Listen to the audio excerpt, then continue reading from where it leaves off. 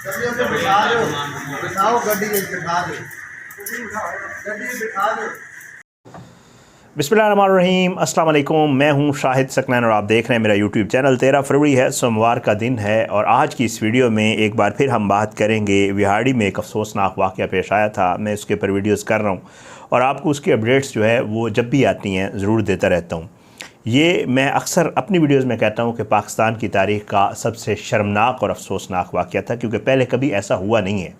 भारत में एक वाक़या हुआ था, लेकिन उसमें उन मुल्ज़मान को, उन दरिंदों को, चारों को लटका दिया गया था जो है। लेकिन पाकिस्तान में हमारे यहाँ जो मामलात हैं, आज जो मैं आपको बताऊंगा, आपको सुनकर मज़ीद अफसोस होगा।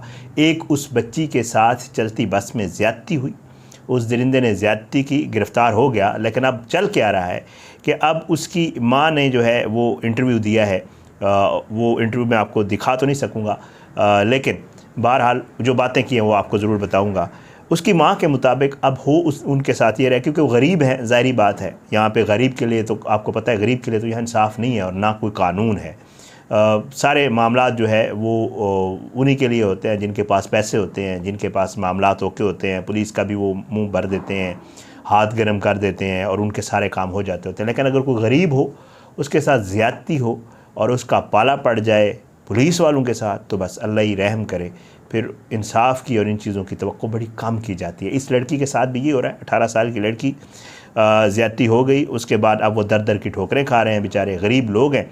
कुछ तफसीलात मेरे सामने आई हैं। एक तो उसकी माँ का जो है वो इंटरव्यू, उसके कुछ चीज़ें आपके साथ शेयर करूँगा, उसकी माँ क्या बताती है। साथ साथ डेवलपमेंट हुई है।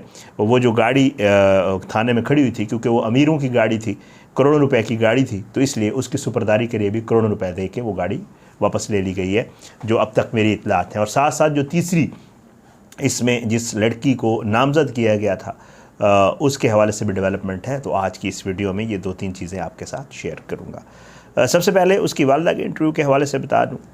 बाकायदा तौर पे सपोर्ट कर रहे हैं बच्ची को, साथ आते हैं अदालत में। जब अदालत में साथ है तो मीडिया से बातचीत की और उन्होंने जो तफसीलात बताई हैं वो आपके सामने रखूँगा। एक तो उसकी वालिदा ने बाकायदा तौर पे ये बताया है कि वो बड़े गरीब लोग हैं। वालिदा जो है वो सिलाई कढ़ाई का काम करती है और वालिद जो है वो ये जो चूना और रंग वगैरह करते हैं लोग, उसका काम करता है। अब आप ख़ुद अंदाज़ा लगाएं कि उनकी जो है वो फ़ाइनेंशियल पोजीशन क्या होगी।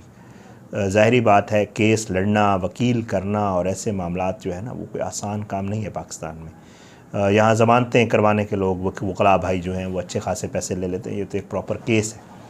अच्छा, उस बेचारी ने ये कहा कि जी मेरी बेटी की कोई परमानेंट जॉब भी नहीं थी। इसमें ये था कि मेरी बच्ची को 2000 रुपये पर ट्रिप जो है वो मिलते थे, जो एक दफ़ा जाना और एक दफ़ा आना, जहाँ भी वो ट्रैवल करती थी तो ये बस वाले 2000 रुपये पर ट्रिप देते थे। और पुलिस जो है, उसका जो शर्मनाक किरदार है, उसके हवाले से उस खातून ने बात की। उसने कहा जी पुलिस हमें कोई कोऑपरेट नहीं कर रही। जिस तरह हमारी पुलिस का रवैया है, अब तकरीबन केसेस में एक जैसा ही होता है।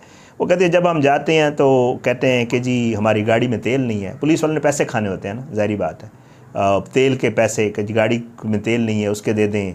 पेन लेने हमने, ये मेरे साथ खुद हो चुका है, पेन लेने हैं जी, पैसे दे दें। जी थाने में कागज़ नहीं पड़े हुए, तो अब कागज़ के लिए आप 10 रुपये तो नहीं देंगे ना, ज़ाहिरी बात है। 100 रुपये देंगे, 50 रुपये देंगे। ये वाला इनका बिल्कुल रवैया है पुलिस का। अब इन बेचारों के साथ भी यही हो रहा है। वो कहती है कि जब भी हम जाते हैं, वो कहते हैं जी गाड़ी में तेल नहीं है। अच्छा, कभी कहते हैं नफरी मौजूद नहीं है। 100 बहाने हैं जो वो पुलिस कर रही है, ये उस खातून का कहना है। और ये वो ऐसे नहीं कह रही, वो रोते हुए कह रही है, मतलब वो वीडियो मैं आपको नहीं दिखा सकता। अच्छा, अब वो बेचारी ये कहती है कि जी हम छोटे बच्चों को घर छोड़ के आए हैं और यहाँ हम होटल में रह रहे हैं। स्टे हमने होटल में किया हुआ है और उसके भी हमारे पास पैसे नहीं है। ज़ाहिरी बात है, होटल में रहना कोई आसान काम तो नहीं है और छोटे बच्चे उनको घर छोड़ के आए हैं। अच्छा, वो अब मैं आपको आगे बताता हूँ। वो कहती है कि इनको अपनी गाड़ी का ख्याल है, जो मालकान हैं गाड़ी वाले, वो कोशिश ये कर रहे हैं कि हमारी गाड़ी जल्द से जल्द जो है वो पुलिस थाने से ले जाएं वो, और ताकि वो आगे कमाई शुरू हो जाए, क्योंकि गाड़ी करोड़ों रुपए की है। लेकिन वो औरत ये कह रही है कि जी इनको मेरी बच्ची की इज़्ज़त का बिल्कुल भी ख्याल नहीं है, क्योंकि इन्होंने मेरी बेटी के लिए कुछ भी नहीं किया है, ना वो हमें सपोर्ट कर रहे हैं।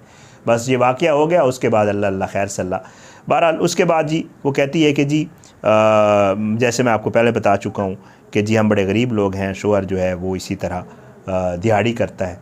तो ये सारी वो सिचुएशन है जो इसको दरपेश हैं इन बेचारे गरीब ख़ानदान को। और उन्होंने अपील की है, जैसे लोग अपील करते हैं और उस अपील के ऊपर कोई कान नहीं धरता। वज़ीर आला पंजाब साहब से भी, वज़ीर आज़म साहब से भी, चीफ जस्टिस साहब से भी गरीब दुआएं देते रहते हैं, मर जाते हैं, लेकिन कुछ होता नहीं है। ज़ाहिर है क्योंकि गरीब तो फिर गरीब ही है।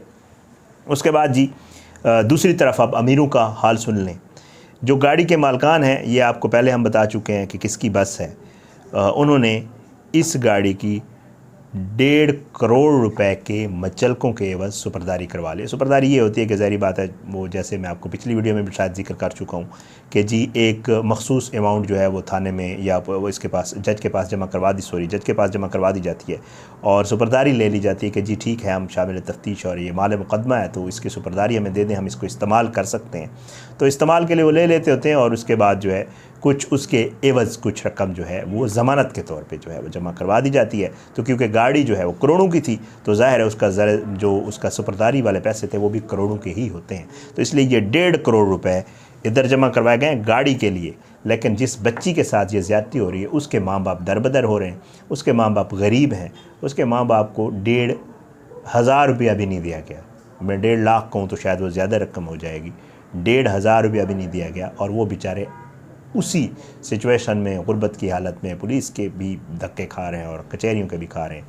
बहरहाल ये एक तो सुपरदारी होगी जी, गाड़ी जो है वो बाकायदा तौर पर अब मिल जाएगी मालकान को, या मिल गई होगी। जो मुझे खबर पता चली वो ये कि सुपरदारी के पैसे जमा हो गए 1.5 करोड़ रुपए यहाँ पे, तो ये हो गया। और जो दूसरी खबर है वो इस केस को लेकर वो ये है कि जो इस मामले में नामजद मुलजमा थी आलिया नामी, जिसके हवाले से उसकी वालिदा ने भी बाकायदा कहा है कि जी उसको भी, मैडम को भी गिरफ़्तार नहीं किया जा रहा, शायद वो सुपरवाइज़र है इसलिए उसको मैडम कह रहे हैं। तो जो तीसरी मुलजमा आलिया है उसका मुझे आज पता चला है कि उसने अपनी अबूरी ज़मानत करवा ली है, प्रोटेक्टिव बेल पे है वो, अबूरी ज़मानत करवा ली है और वो जो है अब इस मामले में वो कहते हैं उसके वकील के जी शामिल तफ्तीश होगी लेकिन पुलिस उसको गिरफ़्तार नहीं कर सकेगी। तो ये सारे मामलात हैं इस केस को लेकर जो आज की इस वीडियो में आपके साथ शेयर करने थे। बहरहाल कोशिश यही है जितना हम कर सकते हैं, ज़ाहिर है किसी मज़लूम के लिए आवाज़ उठाना ये भी एक तरीक़ाकार होता है कि शायद कोई ये आवाज़ सुन ले और उसको इंसाफ मिलने में किसी हद तक हम हेल्पफुल हो सकें। देखें अब अल्लाह पाक करम करे कि उस बच्ची की 18 साल उम्र है, उसके साथ ज़्यादती हुई है, उसकी माँ जैसे ज़ाहिर बात है रो रो के वो सारी चीज़ें बयान कर रही है और साथ एक बहुत बड़ी बात जो उसकी माँ कर रही है, मेरे ख़्याल से उसका जिक्र करना भी बड़ा ज़रूरी है। वो कहती है कि जी मेरी बेटी ने जो स्टेप लिए हम इसके साथ खड़े हुए, मेरे पास वो वीडियो मौजूद है बेशक। तो कहती है कि जी जो मेरी बेटी ने स्टेप लिया हम इसके साथ खड़े हैं और हम इसलिए इसके साथ खड़े हैं कि हमारी बच्ची के साथ ज़्यादती हुई है, हम नहीं चाहते कि किसी और गरीब बच्ची के साथ इस तरह ज़्यादती हो, मुल्ज़मान को सज़ा मिलनी चाहिए। ये वो बात है जो हर गरीब जिसके साथ ज़्यादती होती है कोशिश करता है खड़ा होने की, ताकि आने वाले दिनों में किसी और बच्ची के साथ ज़्यादती ना हो। बहरहाल ये बेचारे अब पेशियाँ भुगत रहे हैं, थाने भी जा रहे हैं, कचहरी में भी चक्कर लगा रहे हैं। देखते हैं आप इंसाफ कब होता है और कैसे होता है। बहरहाल इस हवाले से और मज़ीद और भी इस के जो और भी मामलात हैं उनके हवाले से जितनी भी अपडेट्स होंगी इंशाअल्लाह कोशिश होगी कि आने वाली वीडियोज़ में जो है वो आपके साथ शेयर करें। बहरहाल अपनी दुआओं में याद रखा करें जी, अल्लाह पाकिस्तान का हामी नासिर हो, इसके ख़िलाफ़ साजिशें करने वालों को नस्तानाबूद करे, ज़ालिमों को इबरत का निशान बनाए, मज़लूमों को इंसाफ मिले। इजाज़त दें, इंशाअल्लाह अगली वीडियो में मुलाकात होगी। पाकिस्तान ज़िंदाबाद। अल्लाह हाफ़िज़।